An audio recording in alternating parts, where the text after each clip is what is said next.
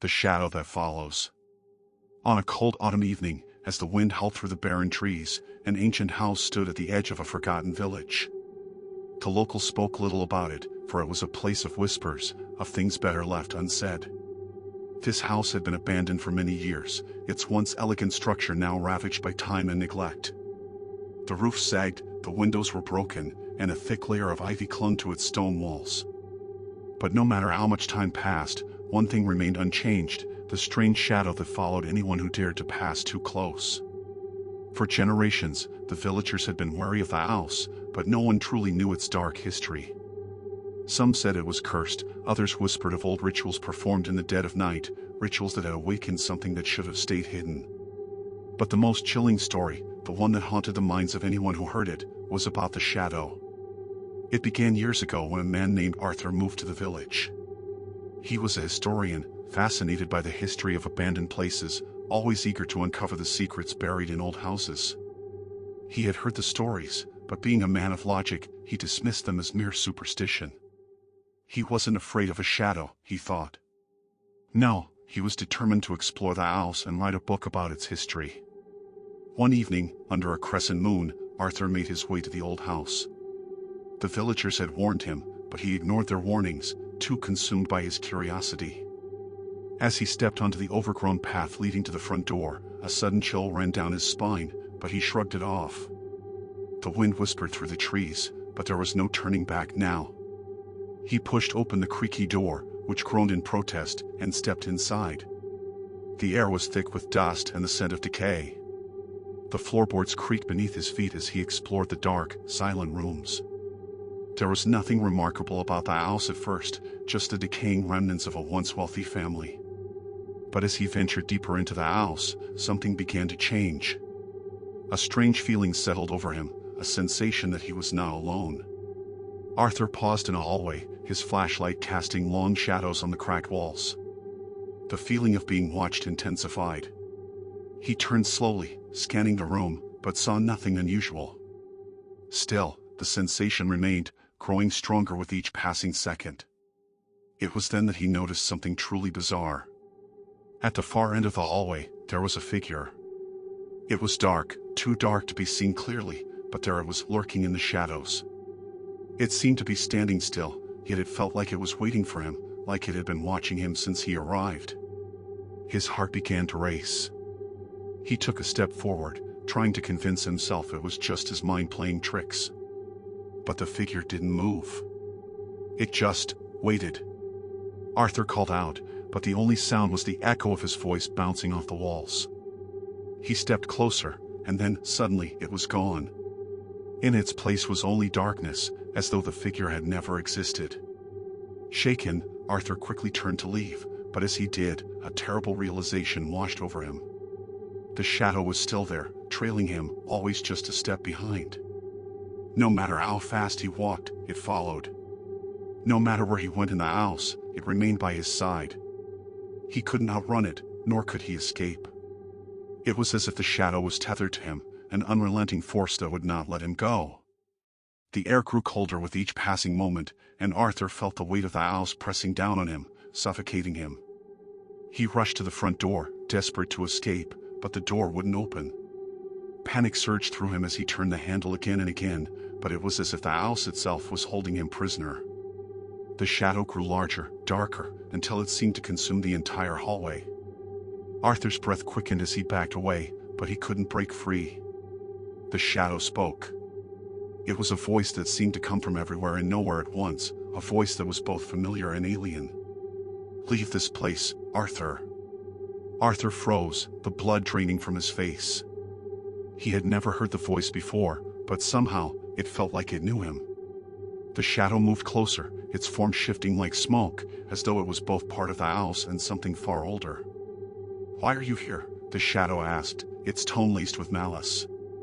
"You should never have come." Arthur tried to speak, but his voice failed him. The weight of the shadow's presence pressed down on him, making it hard to breathe. His mind raced, trying to understand what was happening, but nothing made sense. I just wanted to know the truth," he finally managed to whisper. The truth, The shadow repeated, its voice dripping with disdain. The truth is that you are nothing. You are just another fool who has wandered into my domain. And now, you will never leave. Arthur stumbled back, feeling his legs weaken as the shadow closed in around him. It was everywhere now, enveloping him in its cold, suffocating embrace. He screamed, but the sound was lost in the oppressive silence. Days later, the villagers found the house abandoned once more. Arthur's belongings were left behind, his books and papers scattered across the floor, but there was no sign of him. Some claimed they saw a shadow moving through the broken windows, but no one dared to enter. And so, the house remained a place of secrets, of shadows that followed. It waited for the next curious soul to wander too close, knowing that the shadow would always be there, patiently following, waiting for the next to fall victim to its dark embrace. No one spoke of Arthur again, for they knew the truth. The shadow that followed was not just a trick of the light. It was something far more ancient, far more terrifying. And it was always hungry. The reflection in the woods. The town of Black Hollow had always been surrounded by dark, ancient woods. The locals spoke in hushed tones about the strange things that happened there, whispers in the wind, shadows that moved on their own, and, most disturbingly, reflections that didn't match their owners. Eleanor Carter, a journalist from New York, had never believed in such things. She had built her career on exposing myths and debunking urban legends. When she heard about Black Hollow and its eerie forest, she saw an opportunity to write another best-selling book. With nothing but a camera, a notepad, and her skepticism, she set off for the isolated town. Eleanor arrived in Black Hollow late in the evening, the town cloaked in a thick, unnatural fog. The streets were eerily quiet, and the few people she saw avoided her gaze. She checked into the only motel in town, an old, creaky building run by an elderly woman named Margaret. As she signed in, Margaret eyed her with concern. "You're here for the woods, aren't you?" she asked. Eleanor smirked. "I'm here for the truth." Margaret sighed. Some truths aren't meant to be found. That night, Eleanor had trouble sleeping. The wind outside howled like a chorus of voices, and at one point, she thought she saw a shadowy figure standing outside her window. But when she checked, there was nothing there. The next morning, Eleanor packed her things and ventured into the woods. The trees stood impossibly tall, their branches twisting together like skeletal fingers. She walked for hours, taking pictures and making notes. Then she found a small, still pond in the middle of a clearing. The water was perfectly reflective, like a polished mirror. As she knelt beside it, she saw her reflection staring back at her. But something was off. Her reflection wasn't mirroring her movements. She waved her hand. The reflection waved back, but a second too late. A chill ran down her spine. She reached out, touching the water. It was ice cold. When she pulled her hand back, she noticed something horrifying. Her reflection was still reaching for her, its hand pressed against the surface of the water. Then, it smiled. Eleanor stumbled backward, heart pounding. The reflection's grin widened unnaturally, its lips stretching too far. She turned and ran, the sound of footsteps echoing behind her, but not her own. The town's secret. When she burst back into Black Hollow, gasping for breath, she ran straight to Margaret. "You saw it, didn't you?" the old woman asked grimly. Eleanor nodded. Margaret sighed and sat down. "That pond, it's cursed. The screams next door." It all started on a quiet autumn evening when Michael and his wife, Laura, moved into their new home in a suburban neighborhood. The house was perfect, spacious, cozy, and nestled in a peaceful cul-de-sac. But from the very first night, something felt off. At exactly 3:13 a.m., Michael was jolted awake by a piercing scream. It wasn't just a cry of distress, it was raw, agonizing terror. He sat up in bed, heart pounding, listening. The scream had come from next door. Laura stirred beside him. "Did you hear that?" she whispered. Michael nodded, hesitating. He pulled back the curtain and peered through the window. Their neighbors, the Blackwoods, were a quiet couple, always polite but distant. Their house was completely dark, save for a faint glow in one of the upstairs rooms. The scream didn't come again, and eventually, Michael lay back down, convincing himself it was just a dream.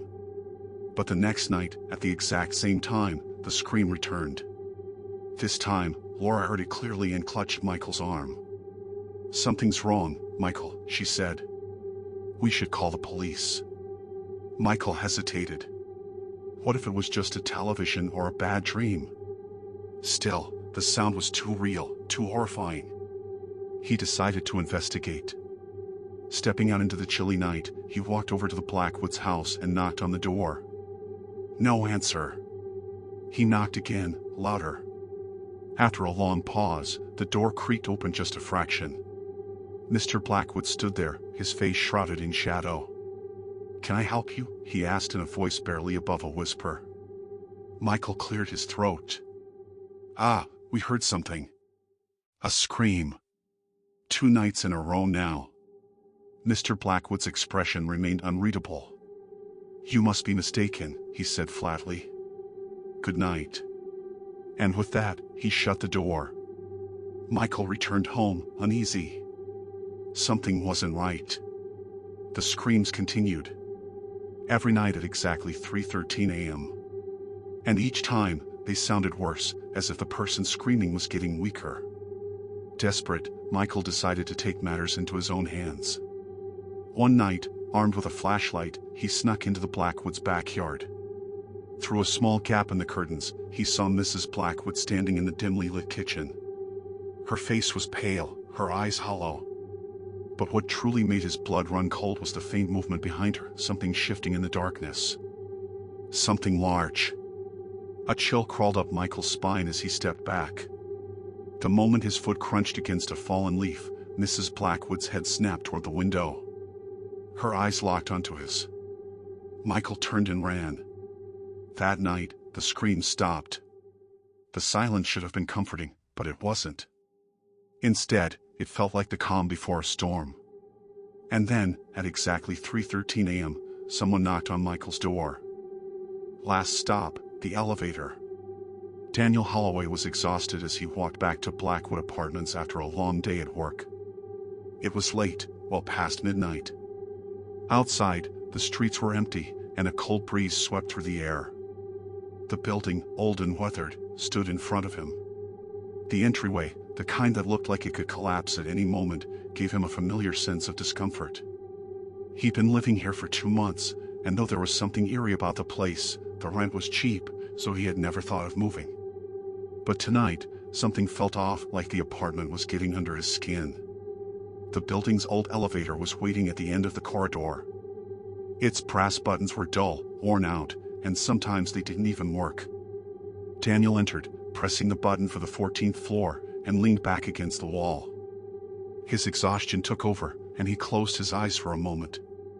However, as the elevator passed the 5th floor, it suddenly jolted and stopped. Daniel looked up, confused, and pressed the emergency button, but nothing happened. The faint hum of the elevator had stopped. He pulled out his phone, but there was no signal. Then, he heard a sound.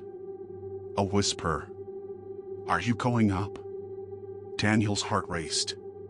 He wasn't alone. The elevator seemed to grow colder, and a strange figure materialized in the dim light. The silhouette was tall, unnaturally thin, its limbs twisted as if stretched. Its face was obscured by shadow, but Daniel could make out a wide, unsettling grin. His throat tightened. "Hello?" he croaked. No response. The figure didn't move. It just stood there, looming behind him. Daniel's breath quickened. He fumbled for the emergency button again, but the elevator didn't respond. The overhead light flickered, then went out completely. The whisper came again, only this time it was closer, like it was right behind him. "Going up?" Panicking, Daniel backed up, trying to press the closed door button, but nothing happened. Then the elevator dropped, accelerating downward in a way that made his stomach lurch. The elevator screeched as it halted suddenly. The doors opened. But it wasn't the 14th floor. It was a dark, long corridor. It was unfamiliar, nothing like the apartment's usual hallways. The walls were stained, the carpet was dirty, and a foul, rotten smell lingered in the air. The hallway stretched out endlessly, doors lined up on either side, each without a number. Then, footsteps. Slow, dragging steps approaching. Daniel's chest tightened. He reached for the elevator doors, but they wouldn't close. The footsteps grew louder. He darted to the nearest door, but it was locked. Desperate, he tried another, locked as well. He moved quickly down the hallway, but the footsteps kept getting closer. His panic grew, and then, just as he was about to lose control, one of the doors opened, creaking eerily. Inside was an empty room, and the only object in it was a rusted elevator panel, just like the one in the elevator itself. The only working button was labeled press. Shaking, Daniel pressed the button. The world went black. When he opened his eyes again, he was back in the elevator. The same old, flickering light above, the faint smell of dust in the air. The elevator began its slow ascent again, and as the doors opened on the 14th floor, everything seemed normal. He stepped out, his hands still shaking. But something wasn't right. The elevator doors closed slowly. And in the reflection, he saw it. A pair of pale, twisted hands gripping the frame from inside. And that wide grin. Before the doors shut completely, he heard one last whisper. Next time. The elevator descended quickly, and Daniel stood frozen, his heart racing. It was then that he realized he was still trapped. The hallway was the same, but all the doors were blank. The stench was still in the air. And worst of all, the elevator was still out there. The stranger in the old photograph. Ethan found himself inside a dusty antique store on the edge of a small town. He had been on a long journey, and something about the musty smell of old wood and the sense of forgotten history in the store drew him in.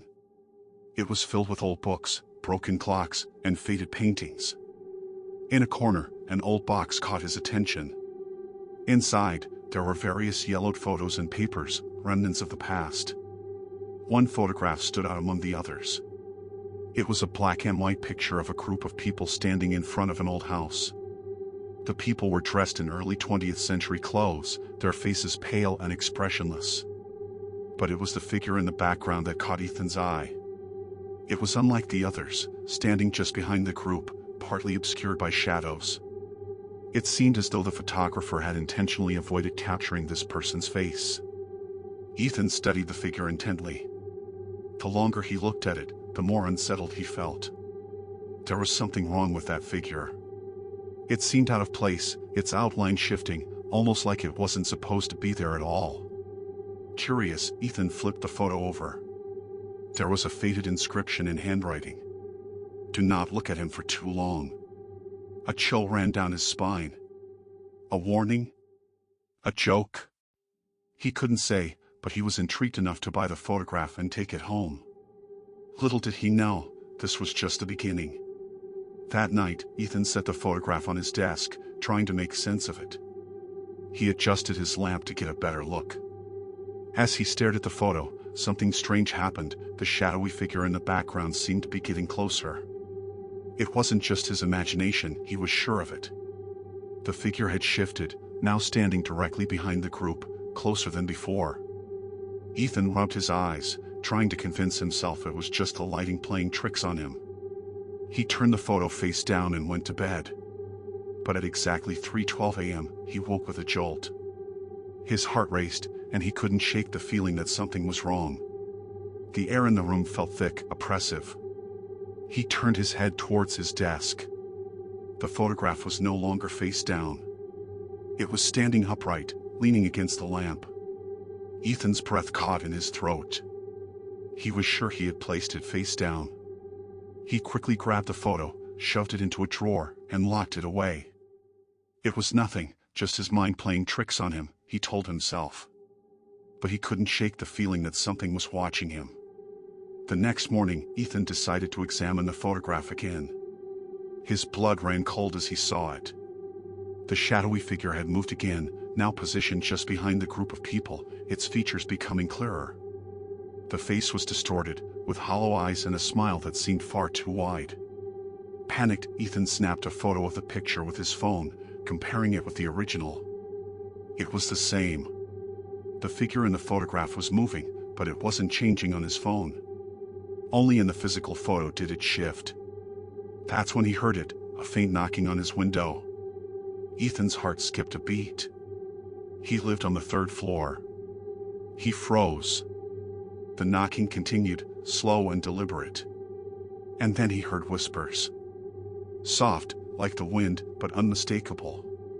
Do not look at him for too long.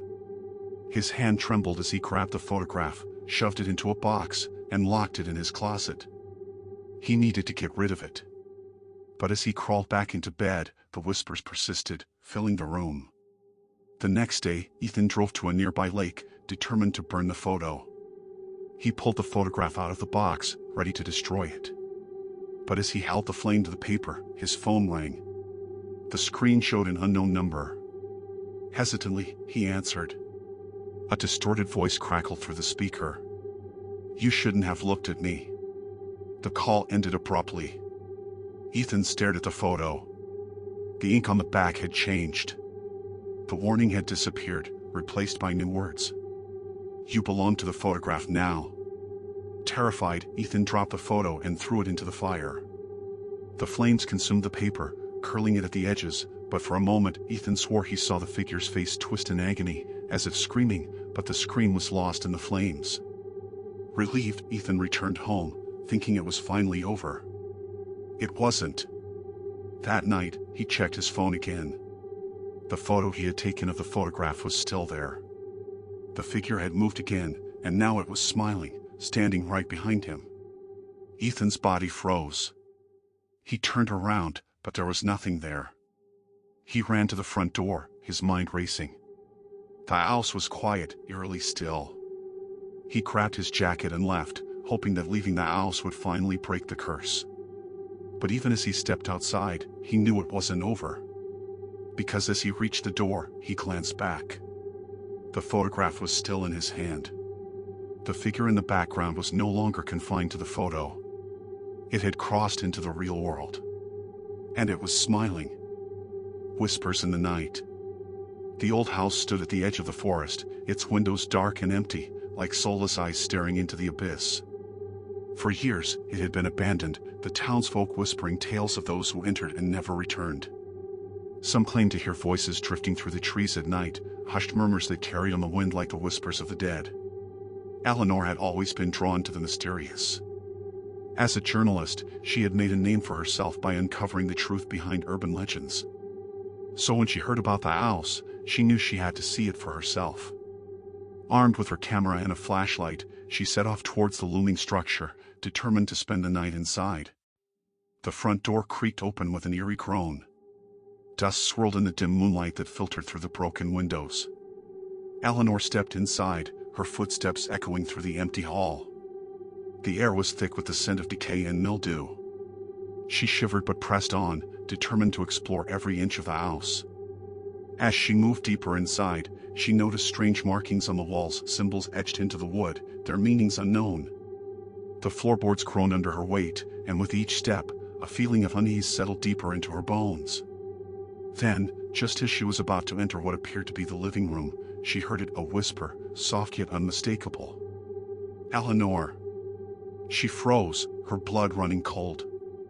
It was impossible. No one knew she was here. The wind outside howled through the trees, but this voice, it had come from inside the house. Her pulse pounded in her ears as she swept her flashlight across the room. Shadows danced along the walls, twisting into grotesque shapes. She swallowed hard and called out, "Who's there?" Silence. Then laughter, distant and hollow, echoing through the halls. Eleanor clenched her jaw and took a deep breath. Fear was an old friend, but she had never let it control her. With renewed determination, she followed the sound, climbing the grand staircase to the second floor. The hallway was lined with old portraits, their painted eyes seeming to follow her as she walked past. At the end of the corridor, a door stood ajar, revealing nothing but darkness beyond. She hesitated before stepping inside. The moment she did, the door slammed shut behind her. Panic clawed at her throat as she fumbled for the knob, but it wouldn't budge. Her flashlight flickered, then died, plunging her into complete darkness.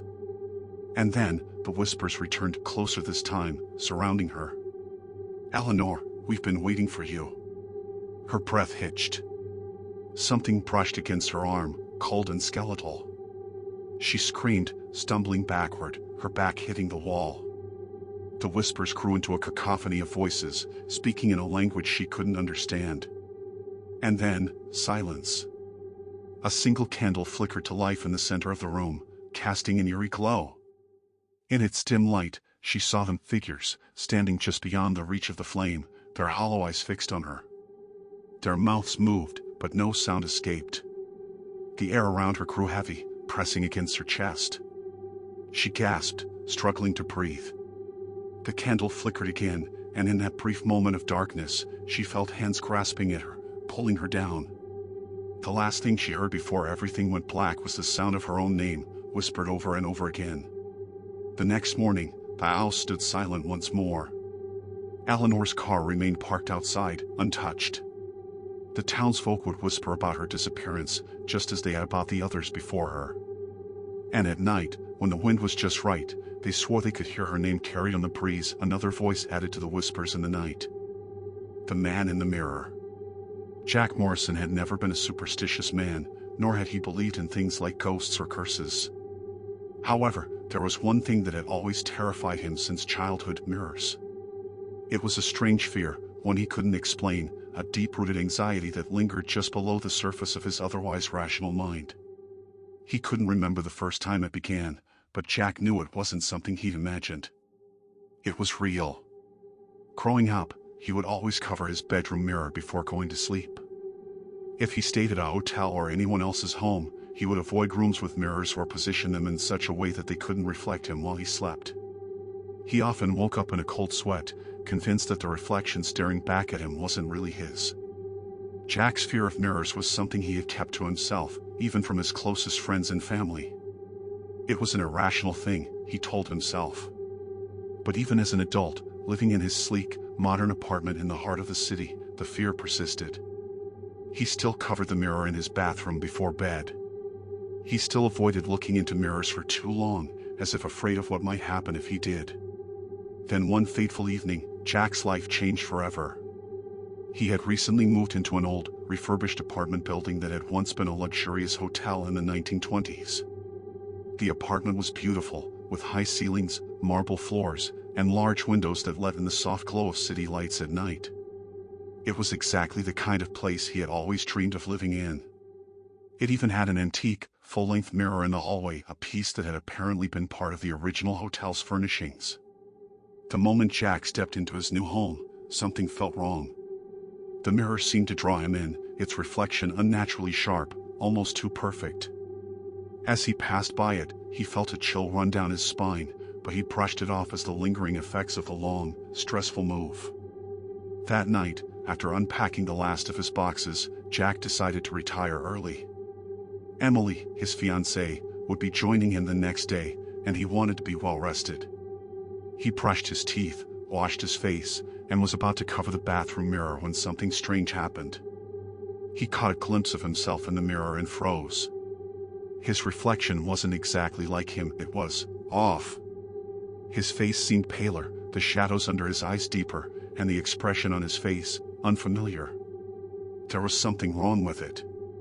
For a split second, he thought he saw his reflection smile at him, a sly, unsettling grin that didn't match the serious look on his own face.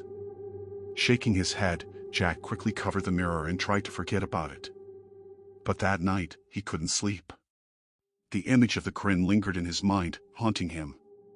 He tossed and turned in bed, trying to convince himself that it was just his imagination. But when the lights were out and the room was silent, he could almost swear he heard something moving in the hallway.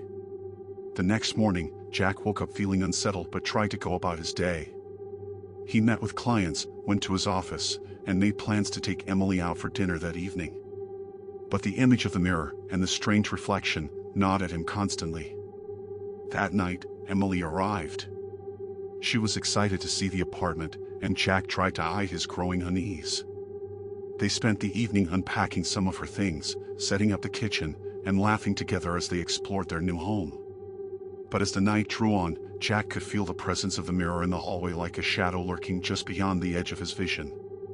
Around midnight, Emily suggested they take a walk around the neighborhood. Jack was hesitant, but he agreed. As they strolled down the quiet streets, Emily spoke about their upcoming wedding, their plans for the future. Jack tried to focus on the conversation, but his mind kept drifting back to the apartment and the mirror. When they returned, Emily went straight to bed, but Jack stayed up for a while, pacing. He couldn't shake the feeling that something was watching him. That something wasn't quite right in the apartment. Finally, unable to bear it any longer, Jack decided to confront his fear. He went into the hallway and stood before the mirror. His reflection was normal, just like it should be, but that same unease gripped him. Suddenly, Jack noticed something. His reflection was moving on its own. It was subtle at first, the way his reflection shifted slightly, like it had its own life. Then, just as he was about to turn away in panic, his reflection looked straight at him with that same eerie, sly smile. Jack stumbled backward, his heart pounding in his chest. He was certain his reflection was trying to communicate with him. He felt the air grow cold, and in that instant, something whispered his name. He turned and ran to his bedroom, slamming the door shut behind him. His breath came in ragged gasps, and Emily stood beside him, asking what was wrong. He didn't answer. His mind was racing. He could still feel the presence of the mirror, watching, waiting. The following days were a blur of strange occurrences. Jack couldn't shake the feeling that the mirror had taken on a life of its own. He tried covering it, hiding it, even considering removing it from the apartment, but every time he looked into it, his reflection grew more assertive. Sometimes, it seemed to mimic his actions. Other times, it would move independently, like it was trying to escape. One night, when Emily was away visiting her parents, Jack decided he had enough. He couldn't live like this anymore, constantly terrified of what lay behind that reflective surface. He grabbed a hammer, determined to destroy the mirror once and for all. But when he swung the hammer, something strange happened. The mirror didn't shatter. Instead, the surface rippled like water, and a dark figure began to emerge from it. It was him. But not quite. The man in the mirror was taller, more sinister, with hollow eyes and a twisted smile. Jack tried to run, but the figure stepped out of the mirror and into the room. It reached for him, its cold hand brushing his arm. "You can never escape me," it whispered, its voice a dark echo of Jack's own.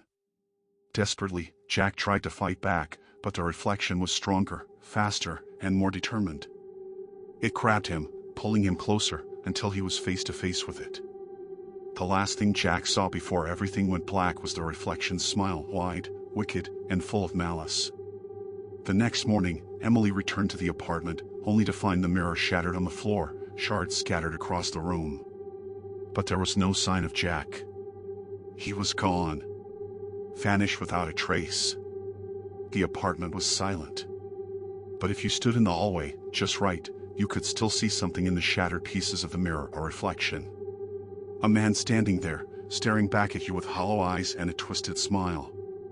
Some say Jack's reflection is still trapped in the mirror, waiting for someone else to come along, someone foolish enough to look. And if you're not careful, you might just find yourself face to face with the man in the mirror. Behind the locked door. It was a chilly autumn evening when Mara and her husband, John, arrived at the old, secluded cottage. Located at the edge of the forest, it was a place they'd rented for a weekend getaway, a break from the chaos of their busy lives. The cottage seemed peaceful enough at first glance, its weathered stone walls covered with creeping ivy, a small wooden porch with a swing, and the soft, melodic sounds of the rustling trees surrounding it. But there was something about it that unsettled Mara from the moment they drove up. She couldn't shake the feeling that they weren't the only ones there. As they unpacked their bags and settled in, Mara couldn't help but notice a peculiar, locked door in the back hallway. It was tucked away behind an old, dusty curtain that barely concealed its existence. It wasn't just any door, it was heavy and old, with a rusty iron keyhole. The faint smell of mildew hung in the air around it, and it looked as though no one had touched it in decades. John, who had always been more practical, shrugged it off. "Probably just a storage room or something," he said with a smile. "Let's not worry about it." We're here to relax. But Mara's curiosity got the better of her. That door called to her, as if there was something trapped behind it, something desperate to be freed. That night, as John prepared dinner in the kitchen, she found herself staring at the door, her fingers lightly tracing the edges of the curtain that covered it. It was as though a strange force was drawing her to it. The wind howled outside, and a sudden chill swept through the room. As if on cue, the lights flickered once, then twice. Mara jumped, startled. She glanced over her shoulder, but John was too busy in the kitchen to notice. The room grew colder, and a deep, low sound echoed in the distance, almost like a whisper, but she couldn't make out the words. Her pulse quickened, and before she knew it, she was standing in front of the locked door, a sense of dread washing over her. The whispering sound grew louder, and her hand trembled as she reached for the cold doorknob. The door didn't open. Mara stepped back, confused and shaken. It wasn't locked from the outside, it was as though something on the other side was pushing against it. That night, as she lay in bed, unable to sleep, the sound of scratching at the door kept her awake. It wasn't just any noise, it was deliberate, almost human, like someone or something was trying to get out. She glanced over at John, who was fast asleep beside her, unaware of the nightmare unfolding. The scratching continued for what felt like hours, and Mara could feel her heartbeat in her throat. By morning, the scratching had stopped, but the air in the cottage had grown heavier. As the day went on, she couldn't shake the feeling of being watched. Every time she passed the hallway, her gaze would flicker to the door. Her thoughts were consumed by it. What could be behind it? Why was it locked so tightly? That evening, after dinner, Mara found herself at the door again. This time, something was different. The air around it seemed charged with a strange energy. As her hand touched the doorknob once more, it turned slowly, as though resisting her. She pushed against the door, and it creaked open just a fraction. The smell of rot and decay flooded her nostrils, and she recoiled. Inside was a small, dimly lit room, its walls lined with old, wooden shelves filled with dusty books and faded photographs. But the most disturbing thing was the center of the room.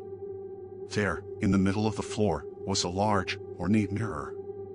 The mirror's glass was cracked in several places, but there was something strange about its reflection. It didn't reflect the room as it should have. Instead, it showed a dark, distorted version of the cottage, with shadows moving across the walls. Suddenly, Mara felt a cold breath on the back of her neck. She spun around, but the room was empty. A sense of deep, suffocating fear washed over her as the air grew thick, and the door slammed shut behind her, locking her inside. She screamed for John, pounding on the door, but no sound escaped her mouth. The mirror began to pulse, its cracks widening, and through them, she could see figures, dark, twisted shapes lurking just out of sight. They seemed to be staring at her, their hollow eyes filled with malice. John, hearing her frantic cries, rushed to the hallway and tried to open the door, but it was locked tightly. He could feel the force on the other side, pressing against him. Panic set in as he struggled with the doorknob, calling out her name. But Mara was trapped. The figures in the mirror began to move closer, their forms becoming more defined. They whispered to her in voices she didn't understand, their words like a haunting melody. The whispers grew louder, filling her mind with dark thoughts and images of things that didn't belong in the world. Then, just as quickly as it had begun, the room fell silent. The mirror's reflection returned to normal, showing only the empty room. The door creaked open, and Mara, pale and trembling, stumbled out into the hallway. John rushed to her side, but she couldn't speak. She was too shaken, too lost in what she had seen. The mirror, the figures, the whispers, they were all real. And whatever had been behind that locked door was still watching her, waiting for the next time she dared to open it. The couple left the cottage the next morning, too disturbed to stay any longer. But as they drove away, Mara glanced back at the cottage in the rearview mirror. And for a fleeting moment, she swore she saw a figure standing in the window of the locked room, watching them leave. The door was still locked, but whatever was behind it was not finished with her yet. Footsteps in the hospital corridor. The sterile, cold air of the hospital hallway felt heavy against Lena's chest as she walked down the corridor. The walls, painted a dull white, seemed to absorb the sounds of the dimly flickering fluorescent lights above. It was late, well past midnight, and the building was unnaturally quiet. The kind of quiet that made her feel uneasy, as if the silence was holding its breath, waiting for something to happen. Lena had just finished her shift in the emergency room, the last one for the week, and she was exhausted. The long hours of tending to the patients, hearing their cries, the beeping of machines, and the constant whirl of activity had drained her. She was looking forward to going home, but there was something about the hospital at night that always unsettled her. Maybe it was the emptiness, or the way the shadows seemed to move when no one was around. Whatever it was, it always made her hurry through the corridors, even though she knew she was alone. As she passed by the rooms, she could see faint glimmers of light leaking from under the doors. But there were no sounds coming from within. No moans, no whispers, not even the rustle of paper. The hospital felt lifeless, as if it were merely a shell waiting for something, or someone, to awaken it. Suddenly, she stopped in her tracks. From far down the hallway, she heard it. A faint, rhythmic sound. The unmistakable sound of footsteps echoing softly against the cold tile floor. Someone else was here, walking down the corridor. But Lena was sure she had been the last to leave. She glanced at her watch, 1:15 a.m. Who could be walking around at this hour? She hesitated for a moment, then slowly turned toward the direction of the sound. The footsteps grew louder, more distinct, as if someone was coming closer. She called out, "Hello? Is someone there?" The footsteps stopped. A moment of silence. Lena frowned, unease creeping up her spine. She waited for a reply, but none came. After a few seconds, the footsteps resumed. But now, they were closer, too close. Her heart began to race. She could hear each step, the sound of shoes hitting the hard floor, but there was no one in sight. It was as if the sound was coming from all directions, bouncing off the walls around her. She started walking faster, her pace quickening as the footsteps did the same. They were following her now, just behind her, matching her every step. A cold sweat formed on the back of her neck, and her breath became shallow. She rounded the corner toward the elevator, her eyes scanning the hallway for any sign of life. "Who's there?" Lena shouted, her voice cracking with fear. But no answer came. Then, out of the corner of her eye, she saw something. A figure standing at the end of the hallway, just beyond the faint glow of the emergency exit sign. It was a shadowy shape, tall and thin, with no discernible features. The figure was facing her, yet it didn't move. Her pulse quickened, and a chill ran through her body. She felt her legs freeze, her body paralyzed with terror. The footsteps had stopped again, but now they were replaced by a new sound, a low, raspy breathing, coming from the direction of the figure. It was as if the very air around her had thickened, pressing in on her chest. "Who are you?" Lena whispered, her voice trembling. The figure didn't answer. Instead, it began to move slowly toward her, its movements jerky and unnatural, like someone trying to walk without fully understanding how. As it drew closer, Lena could see the faint outline of a face, hollow eyes, sunken cheeks, and a twisted mouth that seemed to curl into a grimace. The figure's skin was pale, almost translucent, and it was wearing the faded blue hospital gown of a patient. Her breath caught in her throat. This was no ordinary person. Before she could react, the figure let out a blood-curdling scream that echoed through the empty halls. The sound reverberated in her skull, disorienting her. The figure lunged toward her with unnatural speed, its hand reaching out as if to grab her. Lena screamed and ran, her heart pounding in her ears. She dashed toward the nearest stairwell, the footsteps, now louder, more frantic, pursuing her every move. She reached the door to the stairs, but it was locked. Panic surged through her veins as she pulled at the door, desperate to escape. The figure was closing in on her, its breath now coming in short, raspy gasps. She could feel its presence behind her, the coldness of its touch brushing against her skin. Just as she thought she would be caught, the door swung open. Lena didn't look back. She ran up the stairs, taking them two at a time, not caring about the pain in her legs or the exhaustion that threatened to overtake her. All that mattered was getting away. She could hear the figure's footsteps below, echoing in pursuit, but they seemed to be growing fainter with each step. Finally, she reached the roof. She pushed the door open and stepped out into the night air, gasping for breath. The cold wind hit her face like a slap, but it was a relief compared to the suffocating feeling of the hospital. Lena turned, expecting to see the figure chasing her onto the roof, but there was nothing. The hallway had been empty, the footsteps silent. She was alone. But when she looked down at her hands, she saw something that made her blood run cold. Her palms were covered in blood, bright, fresh, and dripping. She tried to wipe it off, but the blood wouldn't stop. And then, the footsteps began again. This time, they were coming from behind her. The sole survivor of the crash. It was 1986, early in the morning. Patrick was preparing for a solo flight. As the first light of dawn broke, the engines of his plane hummed deeply as it ascended into the sky. While scanning through some old notes in his bag, he suddenly felt his heart race. This wasn't going to be an ordinary flight.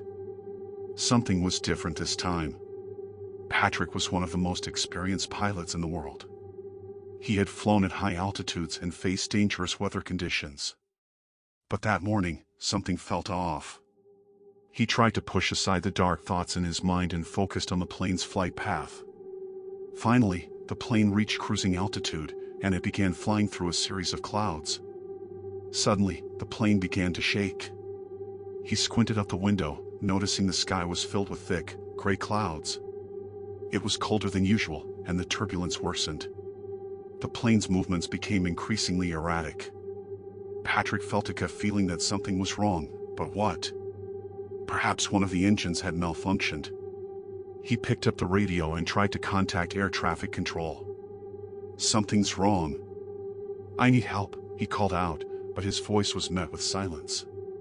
No response from the control tower. Then, without warning, there was a loud explosion from the right wing. His eyes widened, his face went pale. The plane lurched uncontrollably, its nose dipping downward. His stomach twisted as the world outside became a blur of gray and black. Desperately trying to unbuckle his seatbelt, Patrick was thrown against the side of the cockpit. The air was filled with a terrifying combination of screams, metal groans, and deafening explosions. The plane plummeted, its wing twisting as it descended into a dark, vast forest. Hours seemed to pass, though Patrick could not remember a single moment after that. His world went black. When Patrick woke up, the first thing he felt was a sharp headache and a strange sensation that he was somehow still alive. What had happened? He could hear the distant sounds of birds singing as he forced himself to sit up. The remnants of the wrecked plane were all around him, but there was no sign of anyone else. He was alone in the forest, surrounded by twisted, burned metal and shattered glass. Everything was cold, eerily quiet. But there was something about the silence that made him uneasy. Why was everything so still? Was there anyone else? The quiet began to turn into a feeling of dread. Slowly, Patrick started walking through the wreckage, his eyes darting around nervously. He felt the air grow heavier, his heart racing. Then, a scream, followed by the cry of a woman and the faint sob of a child, echoed through the trees. The sounds were distant, but they seemed to call out to him. He felt an undeniable pull to follow them. He walked toward the source of the sounds, his body trembling. The deeper he ventured into the forest, the more unsettling it became. The trees seemed to loom closer, casting long, dark shadows across the ground. The air grew colder, and his breath came out in visible puffs.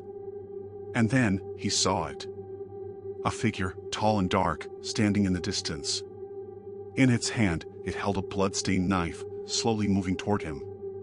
Patrick froze, his heart pounding in his chest. He didn't know what it was, but he could feel the malevolent energy emanating from it. He took a step back, his mind racing. What was this thing? What did it want with him? Before he could react, the creature's eyes glowed brightly, and it lunged forward. Patrick stumbled, falling to the ground. He scrambled to get up, but the forest seemed to close in around him. The darkness grew heavier, and time itself seemed to stretch, pulling him further into an abyss of terror. And then, there was nothing. The silence returned, and Patrick was no longer sure if he was alive or dead. All that remained was the crushing stillness, and the sense that whatever had survived the crash had never truly escaped. One night at the abandoned motel. It was a chilly, overcast evening when Emma found herself driving down a long, isolated highway. The tires of her old sedan hummed against the asphalt, the only sound that broke the silence of the road. She had been on the road for hours, heading home after a visit to her aunt's house across the state. As dusk settled in, the glow of her headlights pierced through the dark, revealing nothing but empty stretches of land on either side. Emma had always enjoyed driving, the quiet allowing her thoughts to roam freely. But tonight, something felt different. An unease had settled in her chest, a sensation that had grown steadily since she left the main highway behind. As she glanced at the rearview mirror, she saw nothing but the glow of her own headlights, yet she couldn't shake the feeling that something, or someone, was watching her. Then, as if out of nowhere, a flickering neon sign appeared on the side of the road. Abandoned motel it read, its glow dim and struggling to stay on. Emma slowed down, curiosity piquing her interest. The sign looked ancient, its edges rusted and weathered by time. The surrounding area was deserted, not a single car in sight, and the place appeared eerily quiet. Her options were limited. The nearest town was miles away, and the night was already closing in. A quick stop to stretch her legs seemed like a good idea. She pulled into the gravel lot, her tires crunching loudly as she parked in front of the crumbling motel. The place looked as though it hadn't seen a guest in decades. The windows were boarded up, and most of the doors were ajar, as though they had been forgotten. The once vibrant neon lights that had advertised the motel now barely flickered, casting a weak glow over the dilapidated building. Emma hesitated for a moment, wondering if it was safe to get out of the car. But then, her eyes landed on a small figure standing at the front entrance, half hidden in the shadows. An elderly man, bent and hunched, his face obscured by a wide-brimmed hat, seemed to be watching her intently. His presence was unsettling, and Emma's gut twisted with discomfort. She glanced at the clock on her dashboard. It was already past midnight. Reluctantly, she grabbed her purse, opened the car door, and stepped out. The gravel beneath her feet crunched as she walked cautiously toward the motel's entrance. The man didn't move. "Hello?" Emma called out, her voice breaking the silence. The figure didn't respond. Instead, he tilted his head slightly, as if studying her. Something in his expression unnerved her further. She swallowed, trying to shake off the feeling, and continued to approach. The man's clothing was tattered, his overcoat long and faded, and his boots worn. There was a peculiar stench in the air, old, damp, and musty, like mold and mildew. As Emma neared the door, the man finally spoke, his voice low and rasping. "You shouldn't be here." His words were barely audible, carried away by the wind. Emma froze, a cold chill creeping down her spine. She thought of turning back to her car, but something in the man's tone, almost pleading, made her pause. "Why?" she asked, her voice trembling. "Because," he began, his voice becoming even quieter, almost a whisper, "you might not leave." His words echoed in her mind as a strange compulsion urged her forward. Against her better judgment, Emma found herself stepping into the motel lobby. The air inside was thick with the smell of decay, and the flickering light from the broken neon sign cast strange shadows across the room.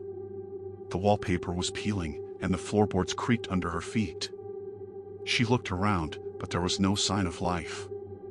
The front desk sat empty, and the bell that would normally announce a guest's arrival was long gone, its place only a rusted metal stand. "Do you need a room?" The voice came from behind her, and she spun around.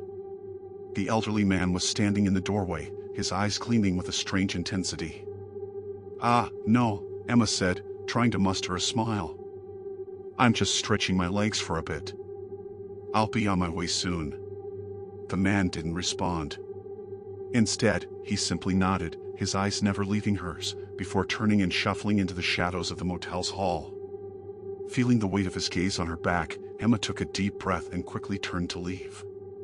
But as she reached the door, she was struck by a sudden, inexplicable noise.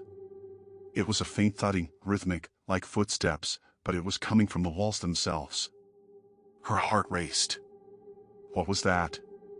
She slowly walked toward the source of the noise, her footsteps quiet in the otherwise still air. The sound grew louder as she approached a door on the left side of the hallway. Its wood cracked and splintered, the lock rusted beyond recognition. Emma reached for the doorknob, her fingers trembling, and slowly pushed it open. What she saw inside made her blood run cold. The room was covered in old, tattered sheets.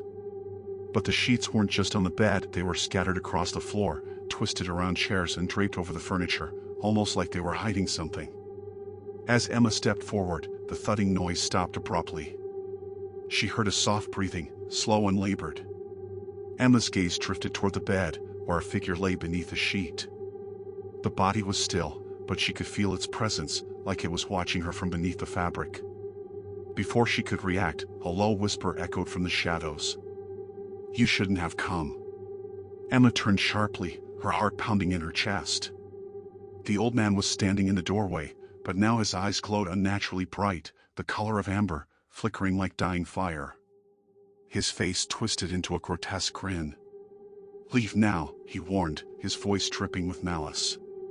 But it was too late. The lights in the hallway flickered and went out, plunging the motel into total darkness. Emma's breath quickened, and the air grew suffocatingly heavy. She tried to back away, but the door slammed shut behind her. She was trapped. The thudding returned, louder this time, and the sheets on the bed began to twitch. Something was moving beneath them, something that should not have been there. Emma's eyes widened as the figure on the bed slowly sat up, the sheet falling away to reveal a face, twisted, hollow, and covered in rotting skin. Its eyes, wide and empty, stared directly at her. In the dim light of the flickering neon, the figure grinned, revealing rows of sharp, jagged teeth. Emma stumbled backward, her mind screaming for her to escape, but the hallway was now full of shadows, creeping shapes that seemed to close in on her with every breath. The old man's laugh echoed in her ears as the walls seemed to stretch and twist, and the walls themselves seemed to whisper her name. "You should never have stayed the night." Emma's last breath was stolen by the dark. And the abandoned motel, as it always had, waited for its next guest. The cursed doll I bought online. It was a late evening when I stumbled upon it. The doll. I had been browsing online, as I often did during sleepless nights, looking for something strange, something that could break the monotony of my usual routine. My mind wandered to dark corners, and I clicked on a link that led me to a shop selling antique curiosities. The doll's image was hauntingly captivating. It was a porcelain figure, perhaps 2 feet tall, with glassy blue eyes that seemed to follow you wherever you went. Its hair, a dark, tangled mass, fell around its shoulders, and its dress, faded with age, was intricately detailed. The seller's description was cryptic at best. "This doll is not just an antique. It carries the memories of those who owned it. Those who dared keep it have been followed, their lives forever changed. Only the brave, or the foolish, dare take it into their homes. Buyer beware." I scoffed at the notion of curses and supernatural events. It seemed like a marketing tactic, something to add to its allure. But I had always been drawn to things with history, to objects that had witnessed time. I bought it on a whim, the decision more impulsive than I cared to admit. It arrived a week later, carefully packaged with delicate padding. As I unwrapped it, a chill ran through me. The doll felt too real. The weight of it seemed more than what I had imagined. As my fingers grazed its surface, I could almost hear a faint whisper, like a breath just behind my ear. I placed it on a shelf in my living room, dismissing the strange feeling as my imagination running wild. But over the following days, odd things began to happen. The lights would flicker when I walked past it. I would hear soft footsteps in the hall, but when I checked, I was always alone. At night, I would wake to the faint sound of a child's laughter, distant but unmistakable. I tried to tell myself that it was all in my head. But then came the night when I couldn't ignore it any longer.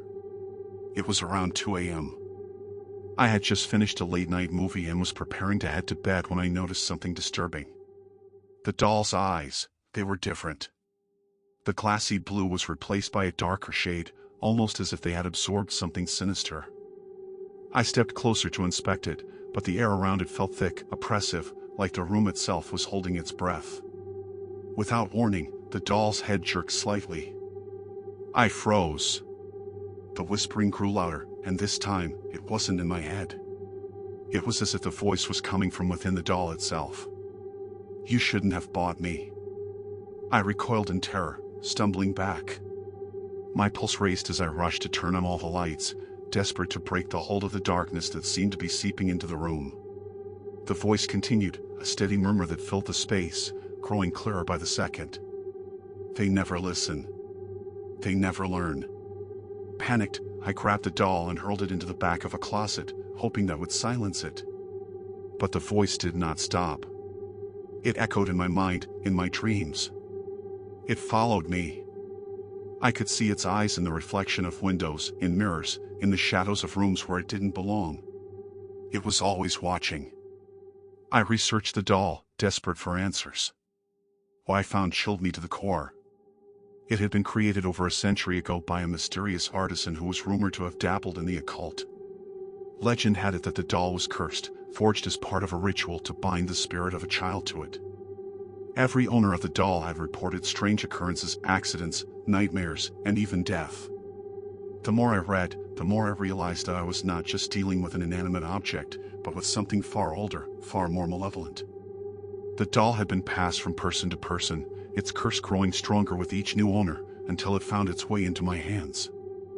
I tried to get rid of it. I attempted to bury it, burn it, even donate it to a museum. But no matter what I did, the doll would always return. No matter how far I went, its whispering would reach me. It had become a part of my life, of my very soul. The last time I saw the doll, it was sitting on my bed, waiting for me. I could hear the soft, eerie laughter, like a child playing in the distance. But I knew better now. It wasn't a child. It was the spirit bound to the doll, a spirit that could never rest. I don't know how much longer I can endure this. The whispers are constant now, the laughter, the footsteps. I can feel its presence in every corner of my home. Every time I close my eyes, I see the doll's face, its eyes, staring back at me, waiting. I can only hope that someone else will make the mistake I did. Someone else will take it from me. Because I fear that if I don't get rid of it soon, it will be me next.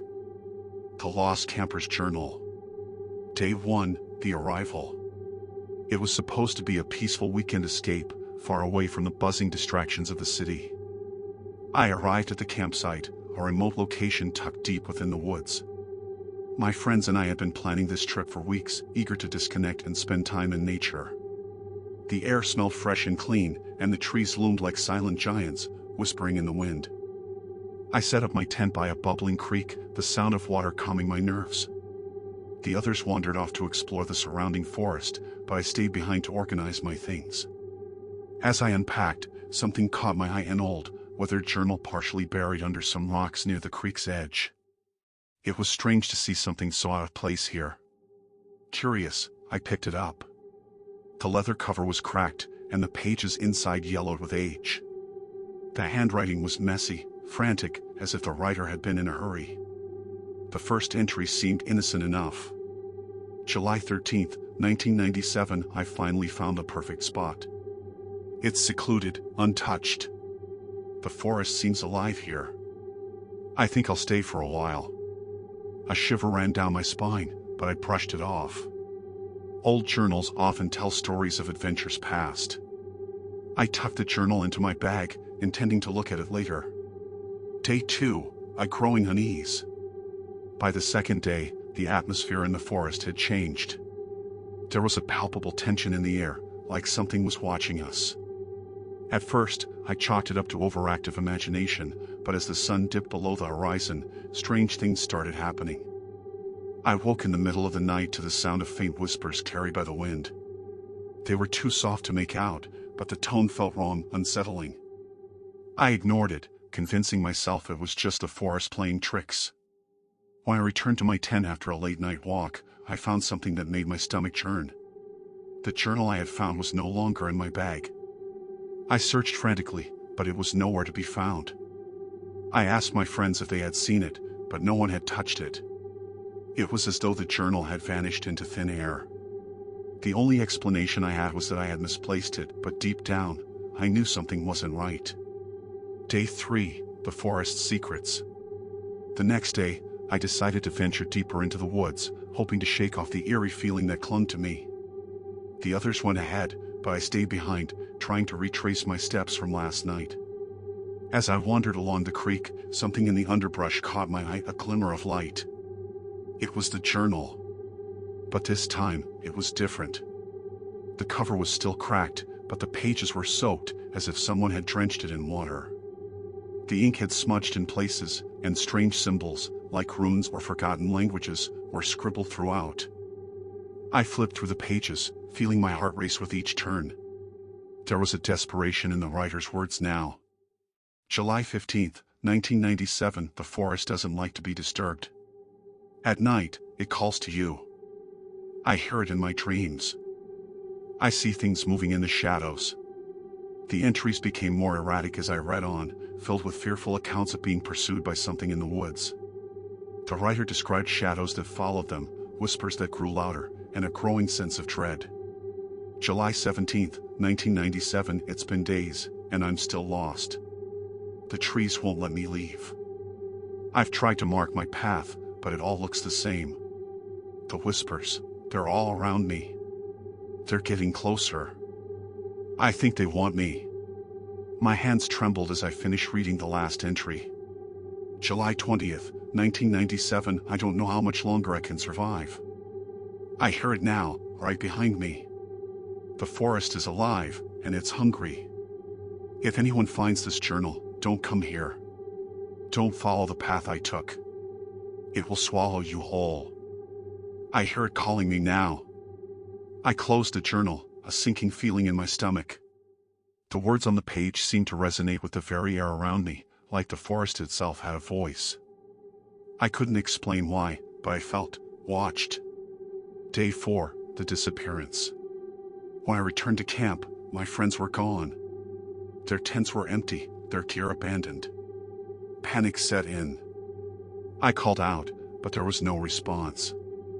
I searched the area, but it was as if they had vanished without a trace. The forest was eerily silent. I tried to calm myself, telling myself they had just gone on a hike. But as hours passed with no sign of them, I realized something was terribly wrong. The sun began to set, and the whispers from the night before returned, louder this time. I could hear footsteps in the distance, faint and uneven, like someone or something was walking in my direction. I gripped my flashlight, trying to peer through the darkness, but nothing was there. My breath came in shallow gasps as I backed away from the campsite, my mind racing. Day 5, a nightmare unfolds. It's been days now, and I'm still here, alone. The forest is relentless. The journal is now my only companion, and the whispers never stop. They've gotten louder, more urgent, as if urging me to follow them, to give in to whatever this place demands. The trees are closing in around me.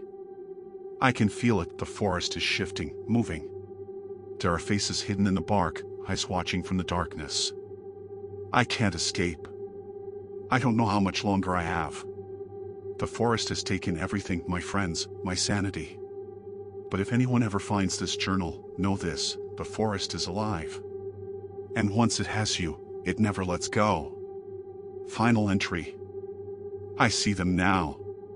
The things that have been following me. They're not human.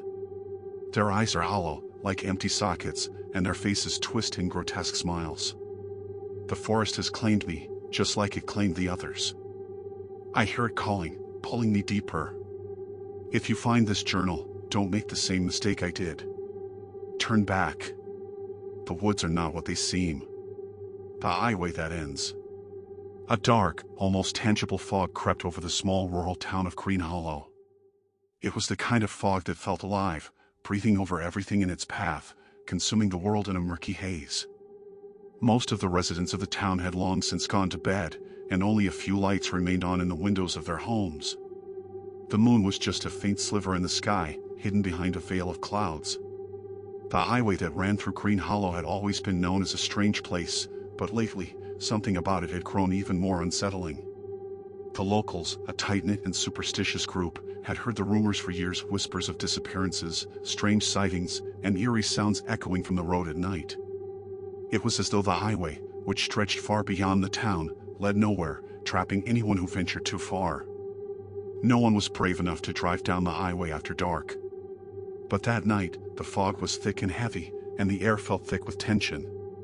It was on that night that Jason, a young man with an unquenchable thirst for adventure, decided to test the old superstitions and uncover the truth behind the rumors. Jason had just moved to Green Hollow a few weeks earlier, and he had heard the tales, of course.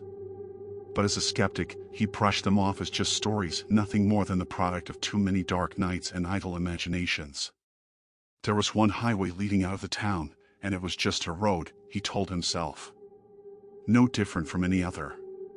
But the more he heard about the highway that supposedly led to nowhere, the more curious he became. And so, on that foggy evening, with the town already asleep, he decided to venture out and see it for himself. He grabbed his keys and left his small apartment, stepping into the chill of the night air. As he got into his car, he couldn't shake the feeling that something wasn't right. The fog was so thick that the streetlights barely cut through it, casting long, distorted shadows across the road. But Jason, undeterred, started the engine and drove toward the highway. As he approached the exit that led to the highway, the air seemed to grow heavier, thicker, and more suffocating. The world outside his car window was indistinct, as though the fog was swallowing everything whole. He pushed the gas pedal down, his headlights piercing the darkness, but the road ahead seemed endless. For miles, the highway stretched out before him, the trees lining the road forming a dense, oppressive wall. Every now and then, a faint, distant sound seemed to echo from somewhere in the fog, scraping noises, soft whispers that could have been the wind, or something else entirely. But Jason didn't stop.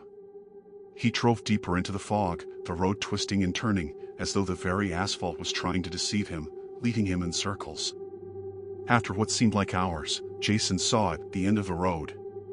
At first, he thought it was just another bend, but as he approached, it became undeniable. The highway came to a sudden, abrupt stop.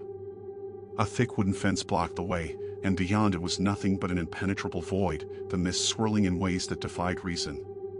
The road simply ended, as if the world itself had collapsed into nothingness. Jason slammed on the brakes, his heart racing. He stared at the fence for a long moment, trying to make sense of what he was seeing. But as he peered into the fog, he saw something more, shapes, vague and distorted, moving within it. Figures, hunched and shuffling, too far away to make out clearly but close enough to send a chill up his spine. His breath caught in his throat, and for the first time, he realized that the stories were true. This wasn't just a road, it was a gateway, a threshold between the world he knew and something else, something ancient and malevolent. As he sat there frozen, trying to decide whether to turn around and flee or press forward into the unknown, the fog seemed to close in around him, thickening, pressing against the sides of his car. The temperature dropped suddenly, and his breath fogged up the windshield. The figures in the mist began to grow closer, and he heard a low, guttural voice, distorted by the fog, whispering his name. Jason. A cold sweat broke out on his forehead. His heart pounded in his chest. This was no longer an adventure, this was a nightmare. Desperate to escape, he threw the car into reverse and slammed his foot on the accelerator. But the road behind him seemed to stretch further into the fog, and the figures were coming closer, their shapes now clearer. They were human, or once had been, their faces twisted in expressions of pure agony, their eyes hollow and dark. They reached for his car, their hands clawing at the air, and their voices grew louder, more insistent. Turn around, it's too late. Jason's hands trembled as he gripped the steering wheel. But the car wouldn't move. No matter how hard he pressed the gas, it felt as though the car was stuck in place, anchored to the spot by some unseen force. The mist had swallowed him, and the road had become an endless loop. Just as he thought he could no longer endure the fear, the car jolted forward, breaking free of the grip of the fog. He drove faster than he'd ever driven before, the road still stretching on in front of him. After what felt like an eternity, he finally saw the lights of Green Hollow ahead, dim and comforting. Jason didn't stop until he was back in his apartment, heart still racing, hands still shaking. He locked the door and collapsed into bed, trying to push the horrors he'd seen from his mind. But as he lay there, staring up at the ceiling. The whispers returned, faint and distant at first, but growing louder. The fog had followed him, and the highway that ends was waiting for him to return. Don't answer the last caller. The night was suffocating in its stillness. Most people in the city had fallen asleep, leaving only the dim flicker of street lamps lighting up the streets. Sarah sat alone in a large, abandoned house. Aside from books, scattered magazines, and a desk lamp, the room held nothing else. Her eyes, tired from the long day, reflected a face that had become weary with the first light of dawn creeping ever closer. She knew she wouldn't sleep through the night. Her old phone screen suddenly buzzed, and an unfamiliar number appeared. Sarah knew it wasn't a number she recognized. After all, she had bought the phone just a few weeks ago. But the number on the screen felt strange. It was a series of digits, but they seemed to burrow into her mind like something she couldn't forget. Sarah felt a sense of unease rising in her chest. The phone rang for a few seconds, each tone more unsettling than the last, sinking deeper into her psyche. Despite the overwhelming feeling of discomfort, her fingers reached for the phone. But just as she was about to pick it up, she stopped herself. "Don't answer it," she whispered to herself. But something pushed her to do it, as if her body was acting on its own. It was like she was trapped in a waking nightmare. The phone rang again. The same strange number persisted. The feeling in her stomach tightened. She glanced at the screen once more. There was no name attached, just a number. But it felt familiar, somehow. She couldn't explain why. The second warning was clear. Reluctantly, Sarah picked up the phone. Her fingers hovered over the green answer button. As soon as she pressed it, her breath caught in her throat. "Sarah." A voice, frail and broken, whispered through the speaker. It was so familiar, yet terrifying. Sarah's heart raced. She couldn't place it. Where had she heard this voice before? It seemed to echo from a distant past, from someone she had known long ago. "Who is this?" she asked, her voice trembling with a mix of curiosity and fear. "Don't you remember me?" The voice responded, now with a pleading tone. "Sarah, you have to listen. Don't answer the last caller. You'll regret it." The phone fell from her hands, but it didn't drop. It remained in her grip, the screen staring back at her. She could feel something else, though. Something had changed in the room. There was a faint, unsettling sound like breathing. The kind of deep, labored breath that no one could make consciously. She turned quickly, eyes scanning every corner of the room. The walls felt like they were closing in on her. "No! No! No!" she whispered, stepping back. The voice from the phone called to her again, clearer this time. "Sarah, don't you remember me? You must have forgotten, but I never forgot you." The air in the room grew colder, the temperature dropping so rapidly that her breath turned visible. She felt a strange pull, a force that compelled her to look back at the phone. But it was no longer just a phone. The screen began to flicker, showing nothing but static until it settled on a dark, shadowy figure.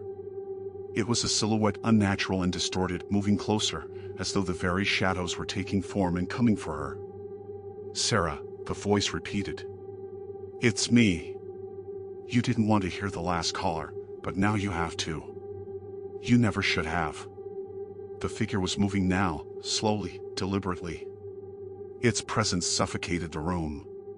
It was no longer just a voice, but something real, something that had crawled out of the past Sarah had tried to bury.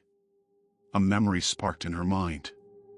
A lost figure from her life, someone she had tried to forget, someone she thought was gone forever. "Please, stop," Sarah cried out, her voice raw. "Leave me alone." But the figure advanced, its form growing clearer with every step. It knew her. It knew everything about her. It was a memory. A nightmare. Her heart pounded as the figure reached out, and Sarah realized with a horrifying clarity, the last caller had never been a person at all. It was a warning. And now, it was too late.